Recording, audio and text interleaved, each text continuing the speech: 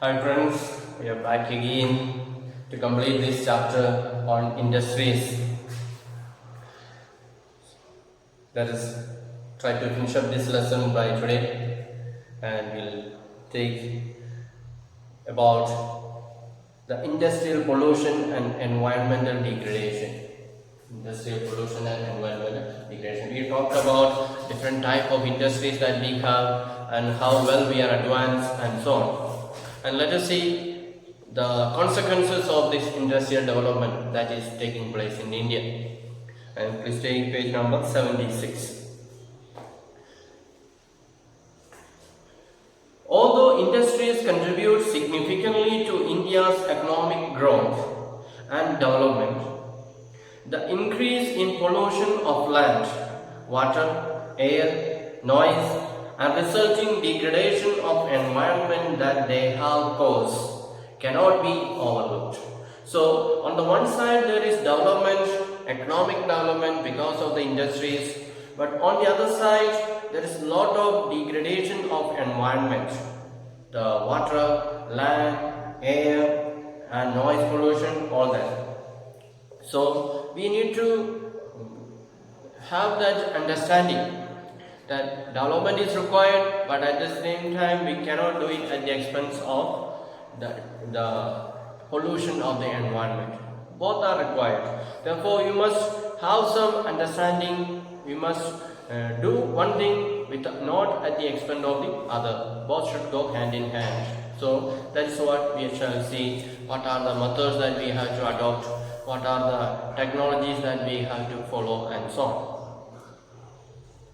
Then, industries are responsible for 4 types of pollution. So because of industries we can say we have 4 types of pollutions taking place in our country. So air pollution, water pollution, land pollution and noise pollution. And the polluting industries also include thermal power plants. So we talked about thermal power plants, and even that one is causing a lot of damage to the environment. Let's see one by one. How is the air polluted because of the industries? So air pollution is caused by the presence of high proportion of undesirable gases such as sulfur dioxide and carbon monoxide.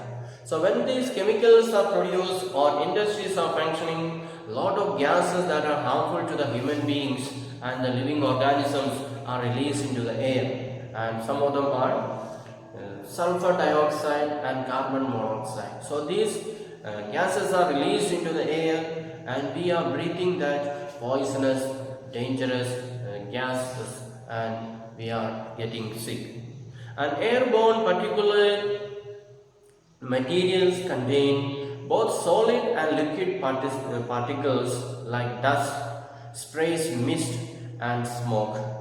Smoke is emitted by chemical and paper factories, brick kilns, refineries and smelting plants. And burning of fossil fuels in big and small factories that ignore pollution norms. So, lot of factories are there, industries are there in our country, but what happened? They are not following these pollution norms. So a lot of dust and other things are sprayed into the air. Not only this poisonous gas, but even a lot of dust and other things that are sprayed into the air, and we are breathing all that substances along with the air, along with the oxygen. Then some of the factories like brick factories, refineries, smelting plants like aluminium smelting, iron smelting and so on, they are all ignoring these safety norms or environmental norms. Therefore, they are trying to get maximum profit at the expense of the common man, at the expense of human beings and the environment. Then toxic gases leaks can be very hazardous with long-term effects. So this toxic gas or poisonous gas that is leaking into the air, that can become very hazardous, very dangerous in the long term. Immediately people may not get sick, but breathing that polluted air for a long time, his lungs and other internal organs can be affected. And are you aware of Bhopal gas tragedy that occurred? You learned about the Bhopal gas tragedy which occurred because of the leaking of the poisonous gas and thousands of people died. So that is because of their carelessness. They did not check the leakage properly. They did not keep their engines and other systems up to date. They were just trying to make maximum profit. Then air pollution adversely affects human health, animals, plants, buildings and atmosphere as a whole. So this air pollution affects not only human beings, even it is affecting the animals and the buildings and other plants and so on. So it is very necessary for us to check the pollution and improve the situation and clean up the air, the atmosphere by avoiding further pollution and so on. And the second type of pollution is water pollution. So air we saw how it is polluting. Now let's see how water is affected by these industries. So water pollution is caused by organic and inorganic industrial waste and effluents discharged into rivers.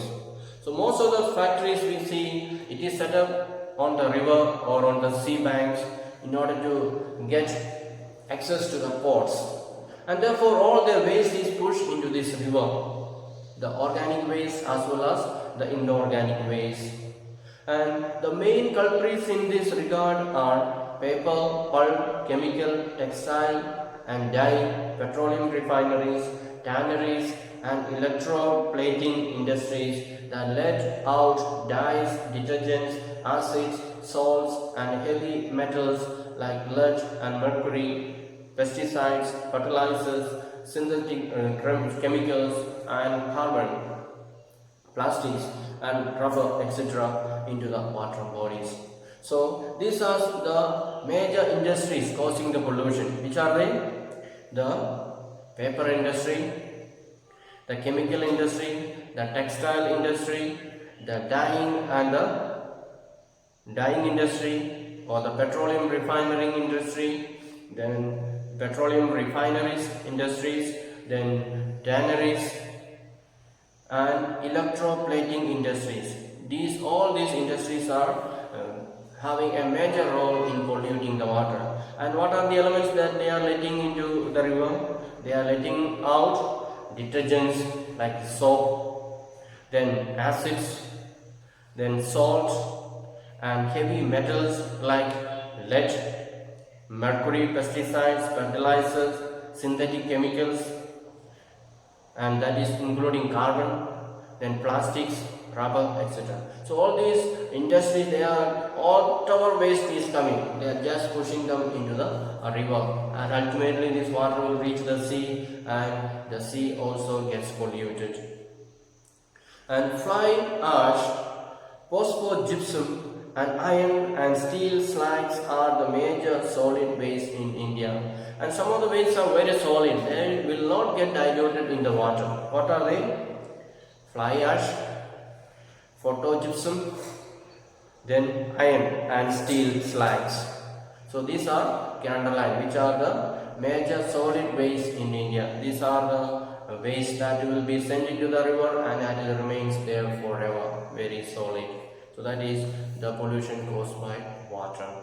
Now let us come to know about the thermal pollution, that is also connected with water pollution, because the hot water that is coming out from the depth of the earth, that can be made use for creating electricity, the thermal electricity, but that also is causing pollution. So thermal pollution of water occurs when hot water from factories and thermal plants is drained into rivers and ponds before cooling. What would be the effect on aquatic life? So the hot water that is coming out from the aqua plants or the thermal plants, and also from the factories, the water that comes out from the factory, that will be hot water because it is going through the process of production and so on. So because of all the machines are hot, the water also becomes hot. So this water is pushed into the river without cooling. After cooling, if it isn't, it is okay. But that hot water is sent there, then it is affecting the animals living there, the fish and other species living in the water, they are affected there. And waste from nuclear power plants, nuclear and weapon production facilities cause cancers. So these waters that are coming from these power plants, nuclear and weapon production facilities, and they can cause cancer. If people use that water, then they will become cancer patients. Then birth defects and miscarriages, it can affect birth defects. People will be born without hands, without legs, or without some organs, and it also can carry miscarriage. The child may get aborted and so on. Then soil and water pollution are closely related. So when the water is getting polluted, naturally water is flowing through the soil, and the soil also is getting polluted. Therefore they are equally, both are connected. And dumping of waste, especially glass, harmful chemicals, industrial effluents, packaging, salts and garbage renders the soil useless. So when these things are dumped into the soil, so some places they are dumping into the river, into the water, and some places they are dumping into the soil where there are no nearby rivers, they just dump into the soil all these waste. So that also will spoil the soil become useless, will not be able to cultivate on that one again. Then rainwater percolates to the soil, carrying the pollutants to the ground, and the groundwater also gets contaminated. So when this waste is dropped into the land, into the soil, when the rain comes, together with the rainwater, all this gets mixed up with the soil, and together with the water it will go deep into the soil. And we know what is under the soil. There is groundwater, which is pure water, and that is what is taken for people to drink and so on. So all these polluted elements will go down together with the rainwater and gets mixed with the groundwater, and when people dig wells, and it will reach to the well, and people will be drinking that polluted water, and they can be getting a lot of sicknesses and so on. So that is really dangerous for them. And another type of pollution is noise pollution. Then not only results in irrigation and anger. So when there is a noise pollution, what happens? We get irritated, isn't it? When you want to speak something, a heavy noise is coming from the other side, we get irritated, isn't it? We get irritated. So it can cause a lot of anger, frustration and so to the people. Then it can also hearing environment. So if you are living in a place where a factory is there nearby, and always listening to that loud noise of the factory, your even hearing capacity can be reduced. It can be impaired, your hearing capacity. And increase the heart rate. It can increase your heart beating rate. And blood pressure. Blood pressure also will go up continuously listening to the loud noise, among other psychological effects. And also, as you are maybe getting irritated or anger, it can even affect our mind. Psychologically we can be affected. An unwanted sound is an irritant and a source of stress. So unwanted sound, which is not required at all, that can cause irritation, and it can also cause a person to undergo stress. And industrial and construction activities,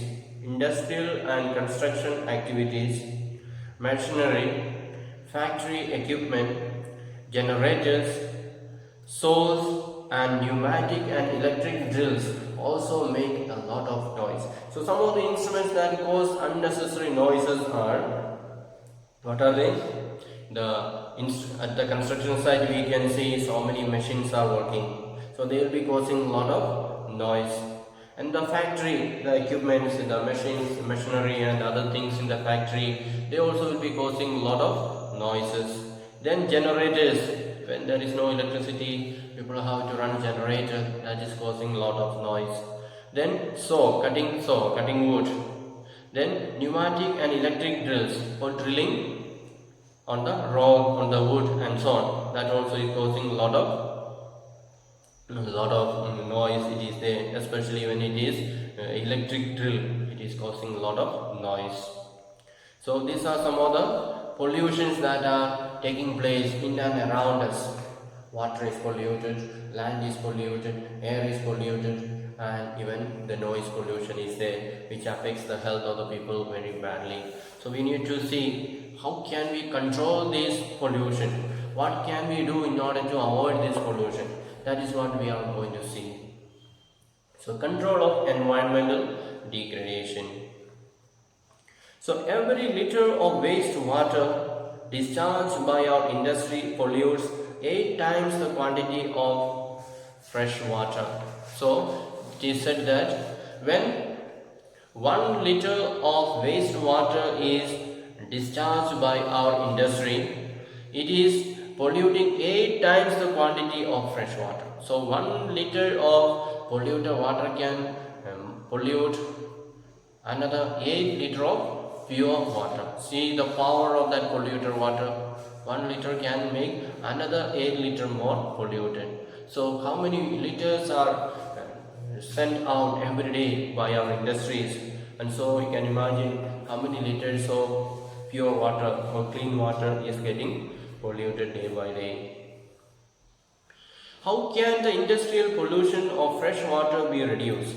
So we need to see, just the saying there is pollution is not enough. We have to find out what is the source. How can we control this pollution, or what can we do in order to break these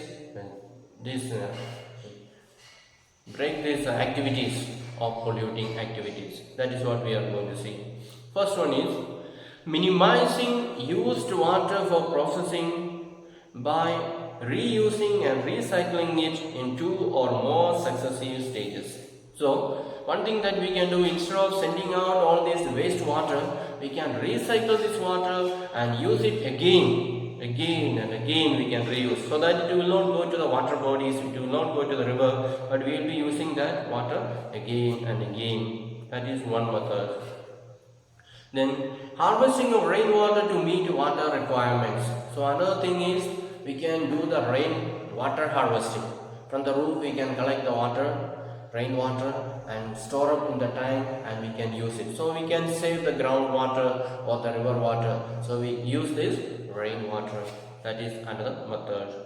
Then third one is treating hot water and effluents before releasing them into the rivers and ponds. And treatment of industrial effluents can be done in 3 phases. So we said the thermal plants and the other industries, they are releasing lot of hot water into the river. So that should be blocked. They should make the water cool before making it mix with the river water. So what are the methods for treating that hot water to make it cold? First one is primary treatment by mechanical means. So that is the first method. This involves screening, grinding, flocculation and sedimentation. So in this process of cleaning that polluted water to make it cool, what we have to do? We have to use a lot of machines for that. We have to do the screening to find out whether there is any elements are there or not. Then we have to do the grinding. If there is any hard element, we have to do grinding, powder it. Then flocculation. What is flocculation? So there may be some small pieces may be there in the liquid water that need to be removed. Then sedimentation. So sedimentation, other parts, other solid parts may be there, powders and so on. So all that should be separated. So only pure water should be sent into the river, not this dirty water. Then the secondary stage is treatment by biological process. We can use our human process in order to treat this water. Then the third level or tertiary treatment by biological, chemical and physical process. This involves recycling of wastewater. So after doing all this, what we have to do? We have to use, after using all these biological process, chemical process and physical process. What we have to do? We have to do that recycling. We have to reuse that water again. Don't send into the river. So after purifying that water, use it again. So that way we can save the water bodies which are clean, which are pure. So we will not be polluting those water again. So this will be little more expensive. Therefore, the government has to take strict action to make sure that the companies are following it. Otherwise, they will be aiming at maximum profit and the environment will be affected. So that should not be allowed to go on. Then, overdrawing of groundwater reserves by industry. Where there is a threat to groundwater resources also needs to be regulated legally. So quite many industries, they need a lot of water. They are not trying to do the rainwater harvesting and so on. Instead, they make the well or tube well and try to pump out the maximum groundwater, and that will affect the ground level water, and that will go deeper and deeper, and that will affect the storage of clean water or groundwater. So that should not be allowed. Government has to regulate it. Then particulate matter in the air can be reduced by fitting smoke stacks to factories which electrostatic precipitators, fabric filters and scrubbers and inertial separators. So they need to use different tools in order to do this purification. What are the tools they have to use? They have to fix smoke stacks. So instead of releasing the smoke directly into the air, they have to use some technology to block that smoke stackers. Then they have to use fabric filters. There are filters are there for the machines and so. So they should use cloth filters so that the smokes and other elements in the air will not be sent into the air. It will be blocked there.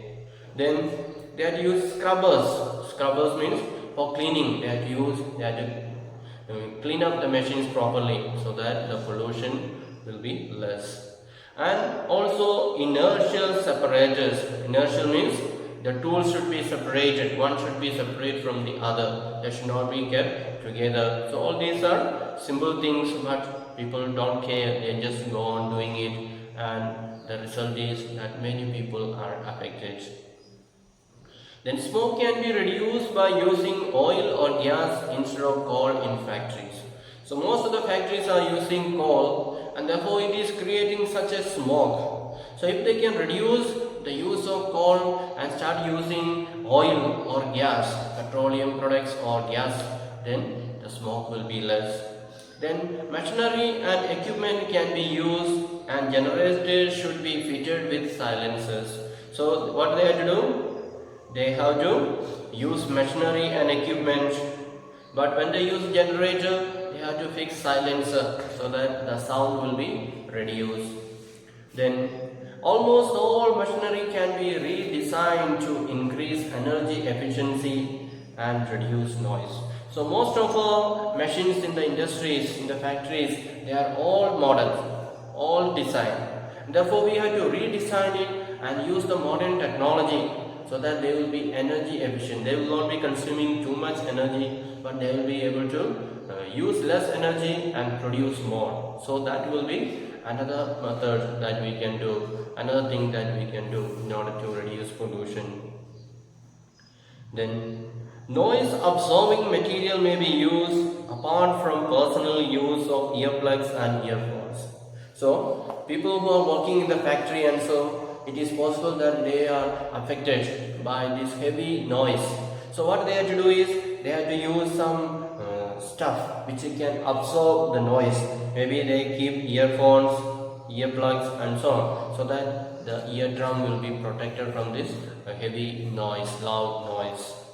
Then the challenge of sustainable development requires integration of economic development with the environmental concerns. So the challenge, these are the challenges that are ahead of us, to implement all these policies and programs for the sake of the environment, for the sake of the human beings. And are we ready to do it? Are the government ready to make legal laws or force them to do it, make laws for them and take them to task if they break the laws. That is a challenge that is ahead of us.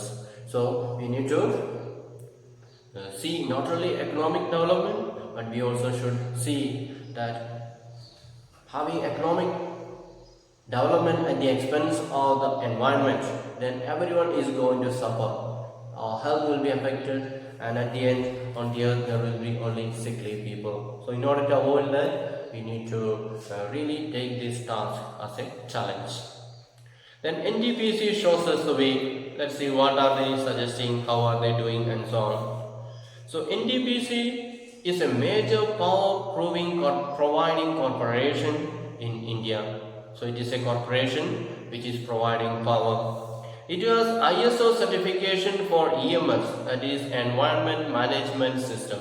So a factory that is running in the normal way, it is supposed to get ISO certificate. Then it is from EMS that they got, that is Environmental Management System. So they have certified that this factory is okay, it is not causing environmental pollution. And the corporation has a proactive approach for preserving the natural environment and resources like water, oil and gas and fuels in places where it is setting up power plants. So wherever this corporation is setting up power plants, they have got really concerned not only about profit making, but they are also concerned about environment. They make sure that the water, the oil, the gas and the fuels, they are all put properly and nothing is wasted and nothing is polluted. They care for the environment as well. So this corporation NTPC is a very good example for us, a very good model for us, how we must love our environment and at the same time how we must try to economically progress. So both are important, they should go hand in hand. One should not gain upper hand at the expense of the other. Then let us see what are the possible, or how did they achieve this environment, love for the environment, care for the environment and so on. First one, optimum utilization of equipment, adopting latest techniques and upgrading existing equipment. So one thing what they do is they try to upgrade their technology all the time. If they find there is a machine available which can work with less power, then they go for buying that one. They don't think, oh, if we buy one more machine it will be expensive, better to go on with this old machine. Then that is causing environment, it is causing power loss and so on. So they are not doing that. They will go for better technology, updating their technology. Then minimizing waste generation by maximizing ash utilization. So they will try to minimize the waste. They will not create much waste. They will look for a ways of production in which the waste production or waste creation will be much less, and they will go for ash utilization. Then the third method they follow is providing green belts for nurturing ecological balance and addressing the question of special purpose vehicles for afforestation. So what do? They provide green belts for nurturing ecological balance. So certain areas they provide, they help to grow trees, make it a green area, green belt. For what? And address the question of special purpose vehicles for afforestation. They even make use the vehicles that are only meant for protecting the environment, protecting the forest and so on. Then the fourth thing that they do is reducing environmental pollution through ash pond management, ash water cycling system and liquid waste management. So the ash that is created, they try to manage, they try to make it use through the proper method. They don't just throw into the top of the land, or they don't just throw into the river. They try to make a pond and try to throw in that proper place so that the entire area is not getting polluted, the soil is not polluted.